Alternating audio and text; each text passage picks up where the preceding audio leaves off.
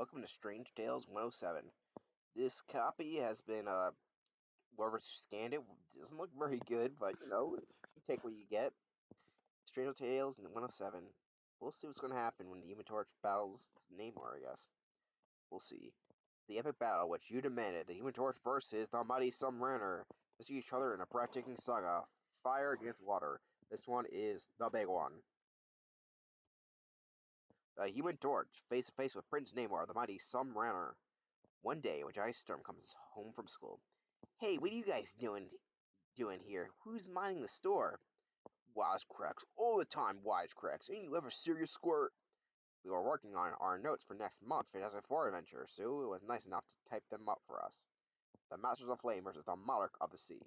There's a Larry Lever script, and Dick Ayers doing our art. He was an inker before. You'll see this doing stuff too. I'm not sure if we've seen last time in this issue or not, but let's see. His artwork looks pretty similar to Jack Kirby, just not as good. But he can't all be Jack Kirby. He's the king of comics for a reason. Gee, you might have at least checked with me. You never let me in on anything important. Oh no, let's not go into that again. Remember, you caused us last month. Oh, don't worry, I'm not gonna quit the combo. I'll just that. What's the use? You guys just don't dig me. We'll talk about this at some other time, Johnny. Yeah, see you around, hothead. Sure. Sure to them, I'm just a kid. They'll never treat me any differently unless I give them a reason to. I feel like doing something spectacular. Solve a big case by myself or catch a colorful villain single-handedly. And then as Johnny passes his sister room, Sue still has that photo of the submariner. It's nutty the way she carrying a torch for that creep. Say, wait a sec. That submariner, that's the answer. We never really handed him a decisive defeat. If I could take him on alone and lick him, maybe him myself, it would be a real victory. Then Reed and the others would have to consider me an equal and include me in all their conferences. And boy, what a great battle that would be. Fire against water, two of the world's basic elements. The more I think of it, the better it sounds. I'm going to do it. I'm going to fight Submariner. Today's Friday. I have no more school till Monday. Plenty of time to find old fish face and shellac him. I won't tell Sue. She'll only worry like a mother hen. Flame on! Johnny's going out again. Probably to spend more time in the garage customizing his auto. Oh well, boys will be boys. Soaring out over the Atlantic, the torch heads to the general area that the submariner is known to inhabit. Before you can reach it, uh-oh, my flame's dying out. You can't fly any longer. I'll have to land on that ship below. Sure wish I had some way of telling how long my flame will last, like an auto gas gauge. Made it just in time. Hey, we got a stowaway. How long have you been hiding aboard, son? I'm not a stowaway. I'm the Human Torch. The flame died out, and I just laying here to wait till I can flame on again. So you're the Torch, eh? Pleased to meet ya. I'm Santa Claus. Ho, ho, ho. You don't believe me, huh? But I am the Torch. Look at my costume. Everyone can wear fancy duds. I thought I've heard every line from Stowaways, but I gotta admit, you came up with a new one. So Johnny's put to work, swabbing the deck. I always put me on hard these strange tale stories. The last issue was fine, and this issue is actually actually kind of it feels more like a Fantastic Four issue, like writing style. Maybe they are getting better. We'll see. Man, if this don't beat all, well, it's just till I regain my power to burn. Then I'll flame out here before they know what happened. Looks like they were in a fog. We're in for some fog, Captain. I sound the horn and keep a sharp watch. The mist is as thick as pea soup. That is it, but we'll be fine so long as Captain. We have a power failure. The spotlight and the horn—they've gone dead. Down through foggy waters without lights or a horn is dangerous, Captain. I will need all of our luck now. Don't worry, I can flame on again. Now I'll give you the light. Look, kid, this ain't no time for jokes. Who's joking? Flame on! Oh, he is the Human Torch. Well, I'll be. And we had him manicuring the deck. Forget it. Here, watch this. He's spraying fireballs. I'll keep them all around the ship till we're out of the fog. We're all lit up like a Christmas tree. There's no danger zone of a collision now. By morning, the vessel's again sailing clear waters. You fellas don't need me anymore, so I'm off. So long, Torch. We'll not be forgetting what you've done for us. Continuing, of course, the Torch soon reaches the area of the submariner's domain. Now I'll just let old pointy head know I'm here looking for a scrap. Namor, Human Torch challenges you. I'll keep the message low enough to heat the water. That ought to attract Namor's attention. Flying fish, careful guy, don't scare too close to the flame, you'll burn your fins. But one of the flying fish does get slightly singed, and later, as it swims past the sea monarch many fathoms below, it attracts his ever watchful eye. There's no way for a fish to have gotten burned down here. I'd better see what's happening on the surface. Rising from his main, the submariner soon sees his flaming gauntlet laid down by the torch. What? Then slip brat! Not for this the way I feel about his sister, I'd make him rue the day he was born. But if I harm him, it will only grieve Sue. Go on home, Sonny, before you get hurt. This is Prince Namor you're fooling with, not some weak mortal human. And this is the Human Torch, not some crummy fish you can boss around. Ow, okay. Hot shot, I gave you your chance. Now, sister or no sister, I'll beat you to a pulp. Skip all these ads. You forgot something. I do a fair bit of flying myself. Mister, I don't forget a thing. Namor, in pursuit of the torch, streaks towards a nearby iceberg. Here, here's where I make the hours I spent on the practice course pay off. I learned to maneuver so well that I can avoid a collision in its last split second. Well, Fish can't turn in time. He's gonna be wearing an ice coat for a long time. Ooh, ooh, mmm, ugh, mmm. The artwork has been not been bad. I would say mostly good, but oh, shoot. This looks okay here, not the best, but you know. Ooh, this does not look good. This one looks bad too. Like it looks really fat. This one, like, what the fuck? Oh man, fat Namor. You gained some weight there, buddy. He doesn't even look muscular. He looks fucking fat as shit. Here he looks fat too. You know. Look, he looks. He look okay. He looks fine here, fine there, and then all of a sudden he looks like he starts inflating here, and he gets like even looks like he knows. Like, ooh shit. Oh man. Ooh fuck. Mm.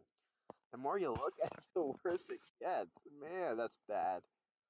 Ooh, yeah, it's bad. But Namor has other. That's right, I can't get over these. I'm trying to read it, but oh, that's really bad. Holy shit. Alright, but Namor has other resources, for he possesses the powers of all the creatures living beneath the sea. Must act fast, on large himself, as a puffer does. Oh, oh. So he's actually inflating himself? Is that why he looks so fat? It's still a really weird looking fucking image. I was wondering, like, are they gonna have an explanation? I feel like it's like a flub, but no, it's not. Apparently, it wasn't. It's still weird. Okay, there's errors now. Read it. Puffers, also known as swell fishes, can inflate their bodies with air or water. They swell to 3 times their normal size. And the inflated form of the submariner crushes the iceberg, embedding itself deeply. I'm stuck fast in the ice, but now all I have to do is exhale. And I'll deflate back down to my normal size again. Then I'll be small enough to fit out of this thing. Well, he got free. Well, I'm not finished with him yet. I won't quit it till I've beaten him beyond any doubt. Now it's my turn. The flaming brat will soon learn that he's not the only one with the tricks up his sleeve. This statue was used by the people ages ago against their enemies from the surface lands. And this torn bit of...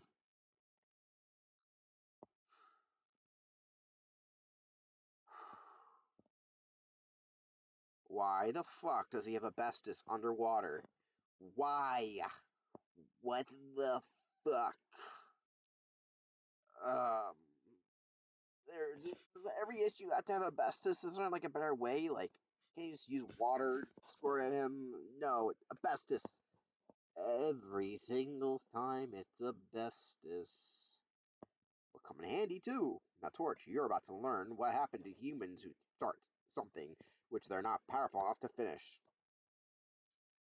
As soon as Namor reaches the surface and exposes the ancient statue to the air and sunlight, it emits strange, quivering rays. Now, what do you expect to do with that hunk of junk? Just watch and see, matchhead. As a shimmering wave of light sweeping over a human torch, they affect him hypnotically, sapping his will, making him susceptible to his suggestions. You and I are friends, aren't we, Torch? You don't hate me. You like me, don't you? I like you. We're good friends. So if I come towards you, you won't fly away, will you? No, friend, I won't fly away. That's all I want to hear. His fist wrapped in asbestos to protect it from the flame, the mighty submariner hits the helpless Torch with the force of a pile driver, and the flaming firebrand falls in the sea unconscious. Mark of the Sea then commands a passing Harpoose, or I almost call it dolphin because I don't like saying that word. Come here, old pal, I've got a job for you. Just, I'll just tie a hot shot into your back while he's still out. Then you can take him back to his own people. There, he'll be safe enough until you reach the land. Head in that direction. He'll think twice before you ever challenging the submariner again.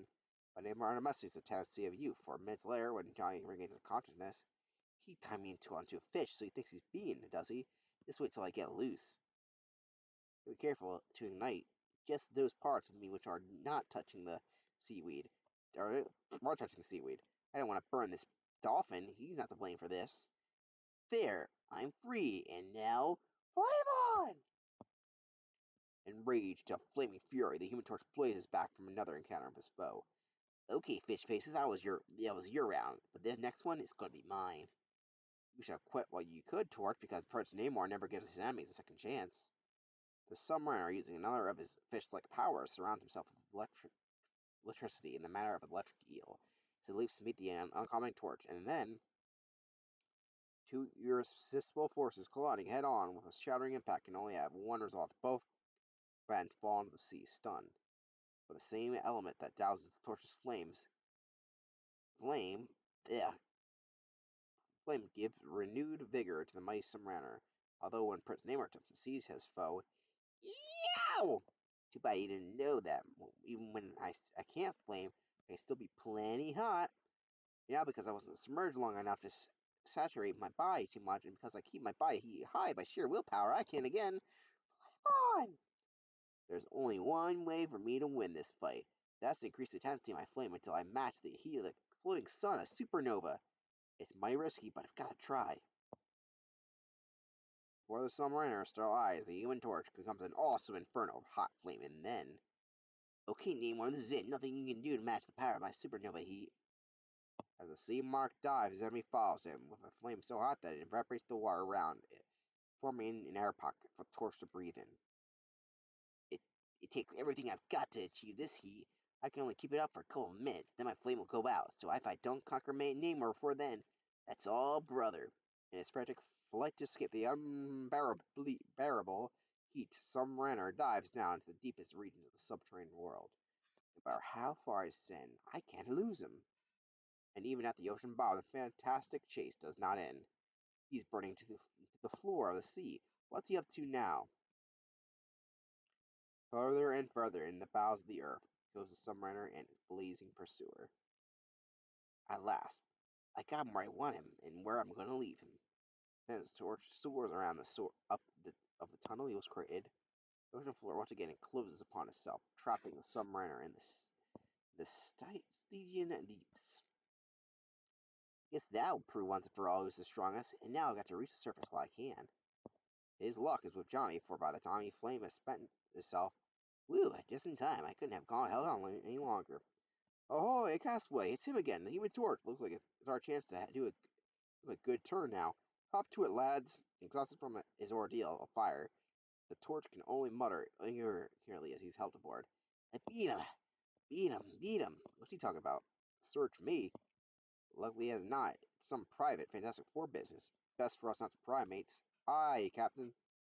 You are far beneath the ocean floor. A lone trot figure considers this desperate play. It will take only my strength, but it's the only chance to get out of here. My arms will be the drill, and my winged feet will propel my motion. Rooting with fantastic speed, the mighty submariner starts burrowing through rock and sand. His steel-like muscles twisting and turning, his powerful hands boring, or I guess barrowing, boring, or this is boring, I guess, through everything in their path. The monarch of the seas tunnels upward. Upward!